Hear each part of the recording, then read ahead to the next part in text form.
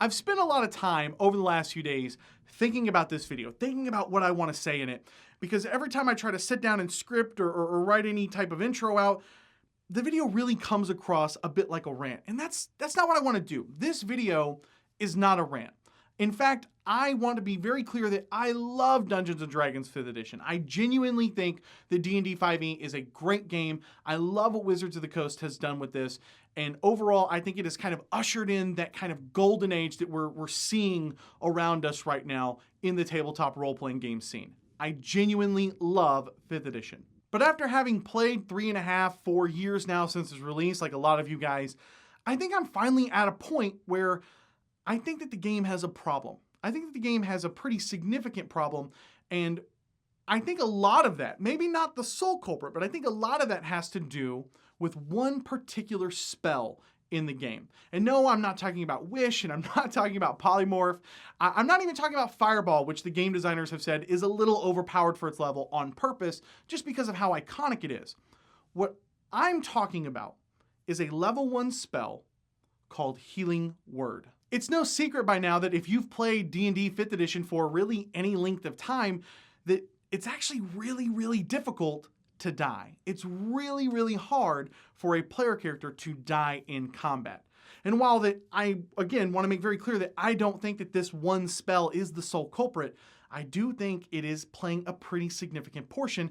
And I want to talk a little bit about why I think that is, and maybe some of the ways that we can adjust this particular spell to make it better and balance it better for the game. So let's take a quick look at Healing Word to give everybody a little refresher on what exactly it does. So first off, Healing Word is in fact a healing spell, go figure, although not a terribly potent one. It can be used at a range of up to 60 feet. It uses only verbal components, and the biggie here, it can be used as a bonus action in combat. So on the surface, it may not seem terribly overpowered because it doesn't heal very much. And I want to point that out, that I want to address that. I'm acknowledging that it doesn't heal very much, but I think that the trade-offs for not healing as much as other spells like Cure Wounds, I think that the trade-off for the other abilities and other things that it can do is what makes it just overpowered and kind of is wrecking the game. So to give Healing Word a fair comparison with Cure Wounds, I want to look at a very specific example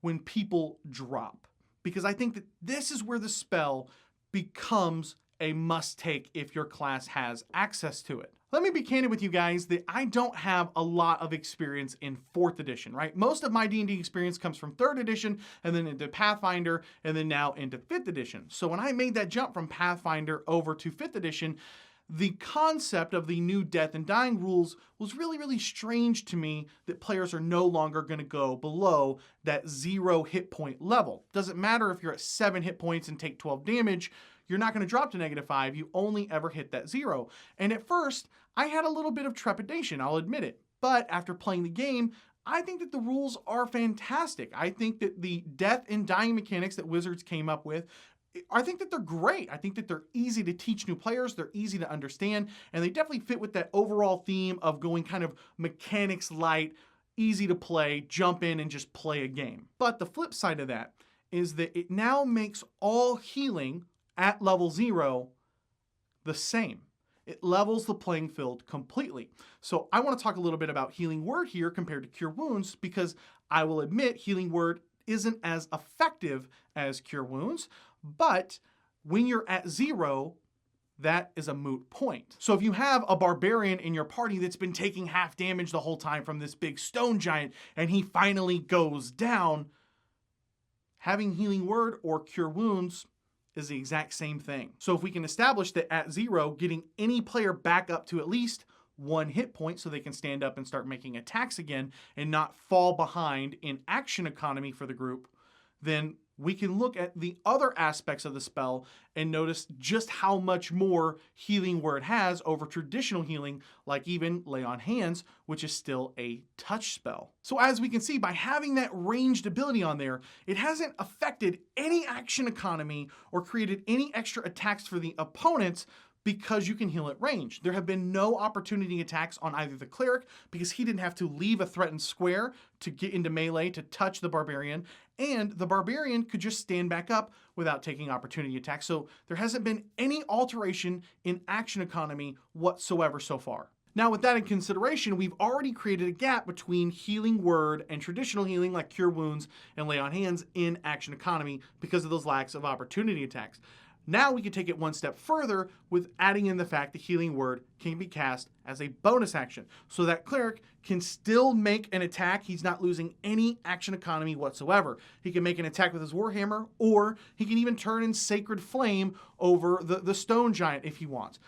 Because the player has dropped, and because the cleric has access to Healing Word, there at this point has been exactly 0 loss of action economy and 0 gains for the combat foes in action economy. It has been an overall net 0, completely irrelevant. And so what I've seen in my games and in games that I've played in and games that I've watched other people play in on streams and at conventions is that Healing Word has become this sort of get out of jail free card that gets abused by players.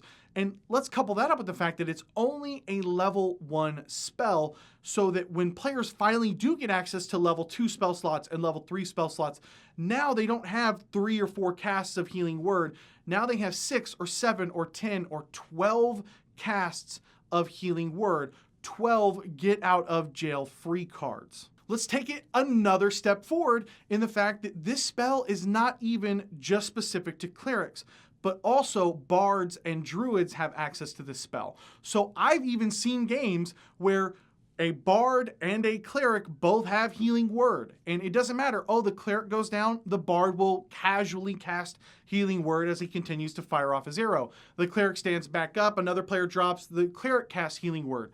And so you are just getting all of these players popping up and down like whack-a-mole. And I think that that is having a significant detrimental effect on the game and on combat, because there's just no sense of urgency when you know that you have 2 players in the group that can cast Healing Word as a bonus action casually and get you back up from 0.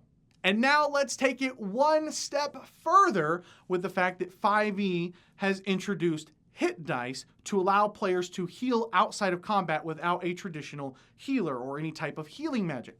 This has taken it even further to diminish the fact that you don't need to reserve Healing Word and Cure Wounds in those level 1 healing spell slots to heal outside of combat to get ready for the next one, because you can just naturally heal up during a short rest anyways. So this puts Dungeon Masters in a really, really tough spot of trying to genuinely challenge their group, because the group feels a bit invincible. And so Dungeon Masters can either use a really, really high CR monster, which honestly, that's not a huge issue, but typically those monsters will have these big AoE attacks, and now you're trying to bring down 2 or 3 people at one time, and your group can feel a little bit like you're trying to throw too much at them or kind of cheat them a bit. Or worse yet, the Dungeon Masters can have one Stone Giant walk up and drop the Barbarian, and then a second walk up and try to either coup de grace or attack him while he's down. And I tell you what, let's table the actual mechanical aspect of my issues with Healing Word. And let's talk a little bit about the roleplay implications as well. Because when you have these players, I really haven't seen players, or at least not very often, actually roleplay out the fact that their character basically did whack-a-mole, where they took a spear and dropped to 0 and were healed and got back up, and then took a spear and dropped and got back up, and took a spear and dropped and got back up, and nearly died 4 or 5 times in the last 2 minutes. I very, very, very rarely see anybody have any type of roleplay implications with their character that they had 6 near-death experiences in the span of about 60 seconds.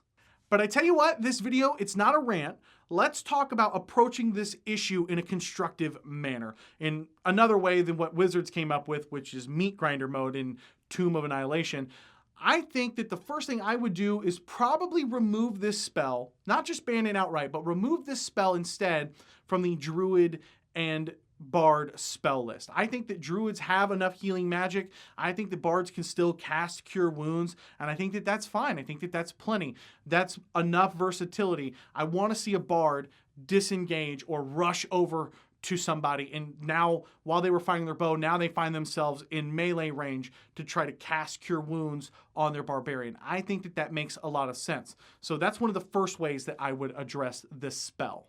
The next thing that came to my mind is removing this as a level 1 spell. I think this should either be a level 2 or maybe even a level 3 spell.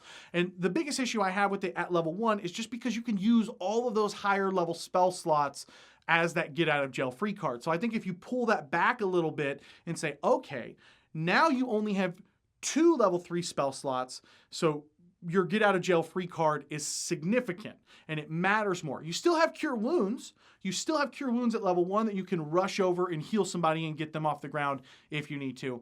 But if you want to do it safely from a distance as a bonus action and not cost any action economy, I think that that should use a level 3 spell slot or at least a level 2 spell slot instead.